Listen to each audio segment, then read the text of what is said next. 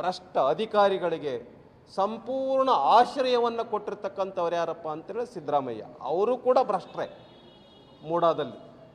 ಹಾಗಾಗಿ ಸಿದ್ದರಾಮಯ್ಯ ಸರ್ಕಾರ ವಿಕಾಸ ವಿರೋಧಿ, ಅಭಿವೃದ್ಧಿ ವಿರೋಧಿ, ಜನ ವಿರೋಧಿ, ರೈತ ವಿರೋಧಿ. ಮಳೆ ಬರ್ತಾ ಇದೆ, ಎಷ್ಟು ಮಳೆ ಬರ್ತಾ ಇದೆ, ಬೆಳೆ ಎಲ್ಲ ಕೊಳೆತು ಹೋಗಿದೆ. ಒಬ್ಬ ಸಚಿವರು ಎಲ್ಲೂ ಯಾವ ಜಿಲ್ಲೆಗೂ ಹೋಗಿಲ್ಲ.